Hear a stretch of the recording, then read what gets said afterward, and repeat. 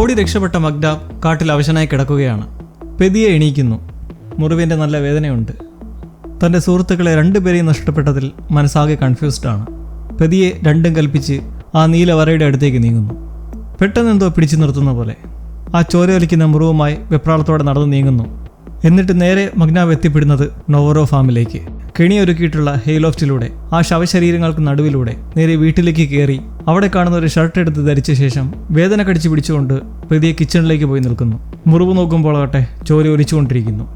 പെയ്യെ ആ ബേസ്മെന്റിലേക്ക് ഇറങ്ങി വരുന്നു. അവിടെ ചലനമറ്റ് കിടക്കുന്ന ട്രാവിസിനെ കണ്ട് വിഷമത്തോടെ നിസ്സഹായനായി നിൽക്കുന്നു. താൻ മുമ്പ് നൽകിയ ദ്രാവക കുപ്പിയുള്ള മാലയും നോക്കി. മാഗി വളരെ ഡിസ്റ്റർബ്ഡ് ആണ്. അവിടെ ഇരിക്കുന്ന ആ ഗ്യാസ് മാസ്ക് നോക്കി മുൻപ് ട്രാവിസിന്റെ കയ്യിലുണ്ടായിരുന്ന മുങ്ങിത്താഴുന്നവരെ രക്ഷപ്പെടുത്താനുള്ള നിർദ്ദേശങ്ങൾ അടങ്ങിയ പേപ്പർ വായിച്ചുകൊണ്ട് മാഗി നേരെ ഡ്രോവറിൽ നിന്ന് ഒരു സിഗരറ്റ് പാക്കറ്റും എടുത്ത് വെച്ചിട്ട് മുറിക്ക് പുറത്തേക്ക് കടക്കുന്നു. നിക്കോളസ് പുറത്താണ്. അത് കണ്ട് തിരിഞ്ഞു നോക്കുമ്പോൾ ആർലോ കിടന്നുറങ്ങുന്ന മുറിക്ക് മുൻപിലായി വലേറിയെ കുത്തിയിരിക്കുന്നു. മാഗി വലേറിയെ സംശയത്തോടെ വിളിക്കുമ്പോൾ വലേറിയെ ഞെട്ടിത്തിരിഞ്ഞ് കുട്ടികൾക്കുള്ള ഫുഡുമായി വന്നതാണെന്ന് പറഞ്ഞിട്ട് അവിടെ നിന്നും പോകുന്നു. വലേറിയ പോയ ഉടനെ മാഗി പതിയെ വന്ന് മുറി തുറന്ന് നോക്കുകയാണ്. മെറിൽ നല്ല ഉറക്കമാണ്, കൂടെ ആർലോയും. കഥ കടച്ച് നിക്കോളസിനോട് അവർ ഉറങ്ങുകയാണെന്ന് ആംഗ്യം കാണിച്ച് അടുത്തേക്ക് വരുമ്പോൾ നിക്കോളാസ് എണീക്കുന്നു, കയ്യിലൊരു ചുറ്റിയെല്ലാം പിടിച്ചുകൊണ്ട്. അതുകൊണ്ട് മാഗി ഒന്ന് നിൽക്കുന്നു. കാരണം അസാസിൻ ആരുടെ ഉള്ളിലെന്നറിയാതെ എല്ലാവരും പരസ്പരം സംശയിച്ചു കൊണ്ടിരിക്കുകയാണ്. മാഗി ഇത് കണ്ട് താഴേക്കിറങ്ങി പതിയെ വരുമ്പോൾ എല്ലൻ വലേറിയോട് സംസാരിക്കുകയാണ്. കഴിഞ്ഞ ദിവസം തന്നിലേക്ക് ആ ബാഡ് വിസിറ്റ് കയറിയപ്പോഴുണ്ടായ അനുഭവത്തെക്കുറിച്ച്. കണ്ണിൽ ഇരുട്ട് കയറിയതുപോലെ, എന്നാൽ ബോധമുണ്ട്, വളരെ അവശത. കരയണമെന്നുണ്ട്, പക്ഷെ പറ്റുന്നില്ല. തലയ്ക്കുള്ളിൽ ആരോ മന്ത്രിക്കുന്ന പോലെയുള്ള ശബ്ദങ്ങൾ. അതങ്ങനെ തുടർന്നുകൊണ്ടേയിരുന്നു, പക്ഷെ എന്താണെന്ന് മനസ്സിലായില്ല. ഒടുവിൽ ബോധം വരുമ്പോൾ തൊഴുത്തിലും. ഇതിനിടയിൽ ആരെങ്കിലും കണ്ടോന്ന് വലേറിയെ ചോദിക്കുമ്പോൾ എന്തോ രൂപം പോലെ അവസാനമായി കണ്ടുവെന്ന് എല്ലൻ പറഞ്ഞിട്ട് എന്താ കാര്യമെന്ന് ചോദിക്കുമ്പോൾ വലേറിയ പരുങ്ങിക്കൊണ്ട് എന്തെങ്കിലും ഒരു സൂചന ലഭിച്ചാൽ അത്രയും നല്ലതായിരുന്നു എന്ന് പറയുന്നു. പുറത്ത് ജെയിംസും റൂബനും കെല്ലിയുമായി ചേർന്ന് വിറകുകൾ വെച്ച് തീ കൂട്ടുകയാണ്. മൂവരും പരസ്പരം സംശയത്തോടെ നോക്കിയിട്ട് കെല്ലി ഒന്നുകൂടി ഒന്ന് കാട്ടിൽ പോയി തരയാമെന്ന് പറയുന്നു.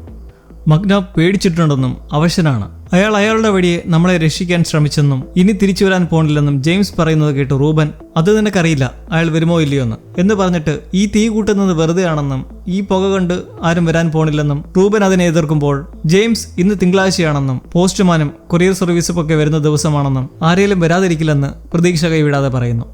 എനിക്ക് തോന്നുന്നില്ലെന്ന് പറഞ്ഞ് റൂബൻ നേരെ വന്ന് തോക്കെടുക്കുമ്പോൾ മറ്റിരുവരും റൂബനെ ജാഗ്രതയോടെ നോക്കുന്നു. എൻ്റെ ദൈവമേ, ഞാനല്ല, ഞങ്ങൾ എങ്ങനെ വിശ്വസിക്കും എന്ന കെല്ലി പറയുന്നത് കേട്ട് ഇവിടെ ഈ കരിയറ വാരി കത്തിച്ചുകൊണ്ടിരിക്കുന്നതിൽ ഒരർത്ഥവുമില്ലെന്ന് റൂബൻ നടന്നു പോകുന്നു. അയാളിൽ ഒരു കണ്ണ് വേണമെന്ന് ജെയിംസ് പറയുന്നത് കേട്ട് അത് ഞാൻ ഏറ്റുവെന്ന് കെല്ലി പറഞ്ഞിട്ട് പുക നല്ല കറുകറാന്ന് വരാനായി ഒരു ടയർ എടുത്ത് ആ തീയിലേക്കിടാൻ പറഞ്ഞിട്ട് റൂബന്റെ പിറകെ വെച്ച് പിടിക്കുന്നു. ജെയിംസ് ഇത് കേട്ട് ഒരു ടയർ എടുത്ത് ആ തീയിലേക്കിട്ട് ആളിക്കത്തുമ്പോൾ വീട്ടിൽ നിന്ന് ആരോ പുറത്തേക്ക് ഇറങ്ങി വരുന്നത് കണ്ട് ഒന്ന് അലർട്ടായി നോക്കുമ്പോൾ അത് മാഗിയാണ്. മാഗി പതിയെ അടുത്തേക്ക് വരുന്നത് കണ്ട് ജെയിംസ് ഒന്ന് ഗ്രീറ്റ് ചെയ്യുമ്പോൾ മാഗി പോക്കറ്റിൽ നിന്നും ആ സിഗരറ്റ് പാക്കറ്റ് എടുത്തിട്ട് ഇത് നിങ്ങൾ മറന്നു വെച്ചതാണെന്ന് പറഞ്ഞൊന്ന് കത്തിക്കുന്നു. ഇതുകൊണ്ട് എന്തെങ്കിലും പ്രയോജനമുണ്ടോ എന്ന് തീയിടുന്നത് നോക്കി ചോദിക്കുമ്പോൾ ആരെങ്കിലും കാണുമെന്ന് പ്രതീക്ഷിക്കാമെന്ന് ജെയിംസ് പറയുന്നത് കേട്ട് മാഗി ആ ഡ്രൗണിങ് ഇൻസ്ട്രക്ഷൻ പേപ്പർ ജെയിംസിന് വെച്ച് നീട്ടിയിട്ട് നമുക്കിത് ചെയ്യാൻ കഴിയില്ലെന്ന് പറയുന്നു. ജെയിംസ് അത് തുറന്ന് വായിച്ചു നോക്കുന്നു. മുക്കിയ ശേഷം ബാധിച്ച ആളിൽ ജീവനുണ്ടോ നോക്കുക, ചെവി നേരെ വായിക്കടുത്തേക്ക് കൊണ്ടുവന്നിട്ട് നെഞ്ചിൽ അനക്കമുണ്ടോ നോക്കുക എന്ന് വായിച്ചു തുടങ്ങുമ്പോൾ ഇതിൽ എഴുതിയിരിക്കുന്നതെല്ലാം കിറുക്കത്തരമാണെന്ന് മാഗി പറയുന്നു. മനസ്സിലായി, പക്ഷെ ഇവിടെ ആരെ ഇതുപോലെ കൈകാര്യം ചെയ്യേണ്ടി വന്നാലും നീ വേണ്ടിവരുമെന്ന് മാഗിയോട് ജെയിംസ് പറയുന്നു. കാരണം മാഗി ഒരു ഡോക്ടർ കൂടിയാണല്ലോ. നിനക്കത് നല്ലോണം കഴിയും. എന്ത് നല്ലോണം കഴിയുമെന്ന്? അല്ല, പറഞ്ഞോ, അത്രയും ക്രൂരയാവാനല്ലേ ഒരാളെ മുക്കിക്കൊല്ലാൻ? അതല്ലേ നിങ്ങൾ പറഞ്ഞു വരുന്നത്? വലേറിയ പറഞ്ഞത് മനസ്സിൽ വെച്ചുകൊണ്ട് മാഗി പറയുന്നത് കേട്ട് ജെയിംസ് ഒന്ന് വിടർന്നു. ഇപ്പോൾ അങ്ങനെ ചെയ്തെന്ന് തന്നെ ഇരിക്കട്ടെ, ഭാഗ്യത്തിന് ആ വിസിറ്റർ വേർപെട്ട് ജീവൻ തിരിച്ചു കിട്ടിയാൽ പിന്നെ എന്ത് എന്ന മാഗിയുടെ ചോദ്യത്തിന് നമുക്കത് എന്താണെന്ന് വെച്ചാൽ ചെയ്യാമെന്നുള്ള ജെയിംസിന്റെ മറുപടി കേട്ട് മാഗി തിരികെ നടക്കുന്നു. റൂബൻ കാർ ഷെഡിനുള്ളിൽ മുട്ടൂത്തിയിരുന്നു കൊണ്ട് എന്തോ ദ്രാവകം ക്യാനിലേക്ക് പകരുന്നത് കണ്ട് കെല്ലി പതിയെ തോക്കിച്ചുകൊണ്ട് നടന്നെടുക്കുന്നു. റൂബൻ എഴുന്നേറ്റ് നേരെ തിരിഞ്ഞു നോക്കി ഇത് നിങ്ങൾ ഉദ്ദേശിക്കുന്ന സാധനമല്ല എന്ന് പറയുമ്പോൾ പിന്നെ എന്താണെന്ന് കെല്ലി ചോദിക്കുന്നത് കേട്ട് രക്ഷപ്പെടാനുള്ള ഒരേ ഒരു മാർഗമെന്ന് പറയുന്നു. ഇത് കേട്ട് വിശ്വസിക്കാതെ നിൽക്കുന്ന കെല്ലിയോട് ഒന്നുകിൽ എൻ്റെ നേരെ നിങ്ങൾ തോക്കും ചൂണ്ടി വന്ന് ഞാൻ ചെയ്യുന്നത് എന്താണെന്ന് നോക്കുക, അല്ലെങ്കിൽ എന്നെ ഇപ്പോൾ കൊല്ലുക എന്ന് പറഞ്ഞ് റൂബൻ കുറച്ചു നേരം നിന്നിട്ട് നടന്ന് പുറത്തേക്ക് പോകുന്നു. പിറകെ കെല്ലിയും. എല്ലൻ ബാണിൽ വെച്ചിട്ടുള്ള ഫ്രീസറിൽ നിന്നും ഭക്ഷണ സാധനങ്ങൾ എടുക്കുമ്പോൾ മുകളിൽ നിന്ന് മഗ്നോബ് ഇവിടെ ഇല്ലെന്നും പറഞ്ഞ് വലേറി താഴേക്ക് വരുന്നു. അവിടെ ഓൾസൺ ജീവനറ്റ് കിടക്കുകയാണെന്ന് കുറ്റബോധം പ്രകടിപ്പിക്കുന്ന എല്ലനെ അതിനെപ്പറ്റി ചിന്തിക്കേണ്ട എന്ന് ആശ്വസിപ്പിക്കുമ്പോൾ എല്ലൻ ഒരു കവറെടുത്ത് വലേറിയുടെ കയ്യിൽ പിടിക്കാൻ കൊടുക്കുന്നു. വലേറിയ വളരെ മന്ദതയോടെ നിൽക്കുന്നത് നോക്കുന്ന എല്ലനെ കണ്ട് താൻ കഴിഞ്ഞ രാത്രി ഉറങ്ങിയിട്ടില്ലെന്നും റൂബൻ താനും ജെയിംസുമായുള്ള കാര്യം മറച്ചിട്ടുണ്ടെന്നും തനിക്ക് നിക്കോളാസും റൂബനും വിട്ട് വേറൊരു ജീവിതമില്ലെന്നും വിഷമിക്കുമ്പോൾ എല്ലാം ശരിയാകുമെന്ന് പറഞ്ഞ് എല്ലാം സമാധാനപ്പെടുത്തി അവിടെ നിന്ന് ഇരുവരും ഇറങ്ങുമ്പോൾ നിക്കോളാസ് മെറിലുമൊത്ത് ആ ഡയറി വായിച്ചറിയുകയാണ്.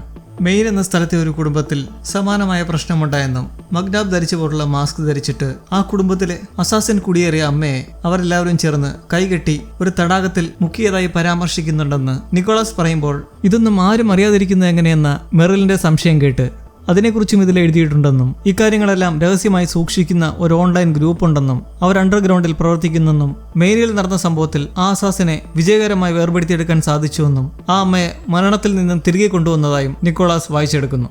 ഇത് കേട്ട് പുച്ഛഭാവത്തോടെ ഇരിക്കുന്ന മെറിലിനോട് നിക്കോളാസ്, ഞാനൊരിക്കൽ വായിച്ചിട്ടുണ്ട് മുങ്ങി മരിക്കുന്നത് നമ്മൾ ഉറങ്ങുന്നത് പോലെയാണെന്ന്. നിനക്കത് എഴുതിയതാരാണെന്ന് അറിയാമോ? ഒരിക്കലും മുങ്ങി മരിച്ചിട്ടില്ലാത്തൊരാൾ. റൂബൻ നേരെ കാട്ടിലൂടെ നടന്നു പോവുകയാണ് നൊവോരോ ഫാമിലേക്ക്, ആ വൃക്ഷം നിൽക്കുന്ന ഹെയ്ലോഫ്റ്റിനടുക്കിലേക്ക്. പിറകെ തോക്കുമായി പിന്തുടരുന്ന കെല്ലി ജെയിംസ് പറഞ്ഞത് ആ സാധനം അപകടമൊന്നും ഉണ്ടാക്കില്ലെന്നും മഗ്ഡാബിന്റെ കൂട്ടാളിയെ ട്രാവിസ് അതേപ്പറ്റി തന്നോട് പറഞ്ഞിട്ടുണ്ടെന്നുമല്ലേ. ഇത് കേട്ടയുടൻ റൂബൻ നേരെ തിരിഞ്ഞു നിന്ന് മഗ്ഡാബിനെ ഇനിയും നിങ്ങൾ വിശ്വസിക്കുകയാണോ എന്ന ചോദ്യം കേട്ട് കെല്ലി സംശയഭാവത്തോടെ നമുക്കുടൻ തിരിച്ചു പോകണമെന്ന് പറയുന്നു. അയൽക്കാരായിരുന്നിട്ടും തന്നോട് ചോദിക്കാതെ തന്റെ വസ്തു കയ്യേറിയതും അത് തടയാൻ ശ്രമിക്കുകയോ അതേപ്പറ്റി ചോദിക്കാനോ താൻ ഇതുവരെ മുതിർന്നിട്ടില്ലെന്നും അതുകൊണ്ട് ഇക്കാര്യത്തിൽ തന്നെ തടയരുതെന്ന് റൂബൻ കട്ടിക്ക് പറഞ്ഞു നീങ്ങുമ്പോൾ താൻ റൂബൻ അറിയാതെ വസ്തു കയ്യേറിയ കാര്യം അയാൾ അറിഞ്ഞിരിക്കുന്നു എന്ന ചമ്മലോടെ മിണ്ടാതെ പുറകെ നടക്കുന്നു. എല്ലൻ കിച്ചണിൽ പാചകം നടത്തുമ്പോൾ അവിടെ ഇരുന്ന് വലേറിയെ കണക്ക് കൂട്ടുകയാണ്, ആരിലാണ് ആ വിസിറ്റർ കയറി കൂടിയിട്ടുള്ളതെന്ന് മനസ്സിലാക്കാൻ. എല്ലാവരും ഒറ്റയ്ക്കായിരുന്നെന്നും താനോ റൂബനോ അല്ലെങ്കിൽ കെല്ലിയോ ആവാമെന്നും മുൻപ് മരുന്ന് വയ്ക്കാൻ നേരം മാഗിയോടൊപ്പം ഉണ്ടായിരുന്നതുകൊണ്ട് മാഗിയും സംശയിക്കാതിരിക്കാൻ പറ്റില്ലെന്നും പറയുമ്പോൾ പെട്ടെന്നൊരു സംശയം തോന്നി വലേറിയ അവിടെ നിന്നും പോകുന്നു. ജെയിംസ് ഇതേ സമയം തോക്കുമായി വീട്ടിനകത്തേക്ക് വന്ന് പാചകം ചെയ്യുന്ന എല്ലനെ ഒന്ന് നോക്കി പ്രതിയെ മുകളിലേക്ക് കയറി വരുമ്പോൾ മെറിലും നിക്കോളസും ഒന്ന് എത്തി നോക്കുമ്പോൾ ശബ്ദമുണ്ടാക്കാതെ താൻ മാഗിയെ കാണാൻ എത്തിയതാണെന്നും പറഞ്ഞ് മാഗിയുടെ മുറിയിലേക്ക് കയറുന്നു. മാഗി മുറി തുറന്നിട്ട് ബാത്റൂമിന്റെ ഡോർ തുറന്നിട്ട് തറയിൽ ഇരിപ്പാണ്. ഹെയ്ലോഫ്റ്റിലെ ആ വൃക്ഷത്തിന് മുമ്പിൽ എത്തിയിരിക്കുകയാണ് റൂബനും ഒപ്പം കെല്ലിയും. റൂബൻ ക്യാനിൽ കൊണ്ടുവന്ന ഡീസൽ അതിനു ചുറ്റും തളിക്കുമ്പോൾ ഉള്ളിലേക്ക് നോക്കി നിൽക്കുന്ന കെല്ലിയോട് അതിനെ അങ്ങനെ നോക്കരുതെന്നും ഒരു വശ്യശക്തി ഉള്ളതാണെന്നും പറഞ്ഞിട്ട് തീപ്പെട്ടി വരിച്ച് അത് കത്തിക്കുകയാണ്. ഹെയ്ലോഫ്റ്റ് ആകെ ആളിപ്പടരുന്നത് നോക്കി ഇതുവരെ നിൽക്കുമ്പോൾ എൻ്റെ സംശയം ഈ വിസിറ്റേഴ്സായ അസാസിനും ഹാർബിഞ്ചറുമൊക്കെ ഓരോ ശരീരത്തിലേക്ക് മാറി മാറി കയറുന്നത് അവരുടെ വായ അടുത്തടുത്തായി കോണ്ടാക്ട് വരുമ്പോഴാണ്. നിക്കോളസ് ഇങ്ങനെ പറയുമ്പോൾ അതെങ്ങനെയാണ് വായ രണ്ടും അടുത്തടുത്തായി വരുന്നതെന്ന് മെറിൽ ചോദിക്കുമ്പോൾ ഇരുവരും പരസ്പരം അടുത്തടുത്ത് വന്ന് കിസ് ചെയ്തിട്ട് താൻ ആർലോയെ പോയെന്ന് നോക്കട്ടെ എന്ന് പറഞ്ഞ് മെറിൽ മുറിക്കുള്ളിലേക്ക് പോകുന്നു. മുറി തുറന്ന് നോക്കുമ്പോഴാകട്ടെ ആർലോ കുറെ പേപ്പറുകളിൽ ഒരേപോലുള്ള വളഞ്ഞ പുളഞ്ഞ വരകൾ വരച്ചു വെച്ചിരിക്കുന്നു. തൊട്ടടുത്തായി കെല്ലിയുടെ പട്ടി ഡ്യൂക്കുമുണ്ട്. മെറിൽ വരുന്നത് മനസ്സിലാക്കി ഹാർബിഞ്ചർ ഓണാക്കേണ്ട മെഷീനുമായി ഇതിനെന്തോ ബന്ധമുണ്ടെന്ന് ആർലോ പറയുന്നു. മെറിൽ അടുത്തേക്ക് വന്ന് ആ ചിത്രങ്ങൾ എടുത്ത് നോക്കുകയാണ്. ഇതെന്താ ഇടിമിന്നലോ മറ്റോ ആണോ? അറിയില്ല.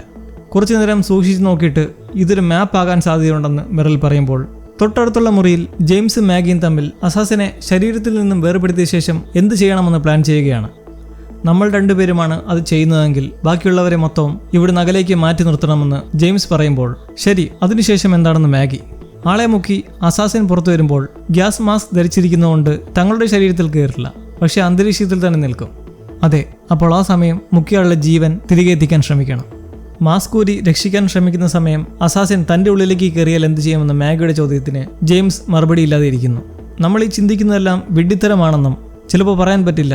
നമ്മളിപ്പോൾ സംസാരിക്കുന്നതിൽ ഒരാൾ അസാസിൻ ആയിക്കൂടുന്നുമില്ലെന്ന് പറയുമ്പോൾ ഞാൻ അസാസിനല്ല, എന്നെ വിശ്വസിക്കൂ എന്ന് ജെയിംസ് പറയുന്നു. നിങ്ങളെ ഞാൻ ഇതിന് മുന്നേ പോലും വിശ്വസിച്ചിട്ടില്ല, പിന്നെയാണോ ഇനി ഇപ്പോൾ വിശ്വസിക്കേണ്ടത്? മാഗിയുടെ മറുപടി കേട്ട് കുറച്ചു നേരം ജെയിംസ് മിണ്ടാതിരിക്കുമ്പോൾ മാഗി എന്തോ ഓർത്തിച്ചിരിക്കുന്നു.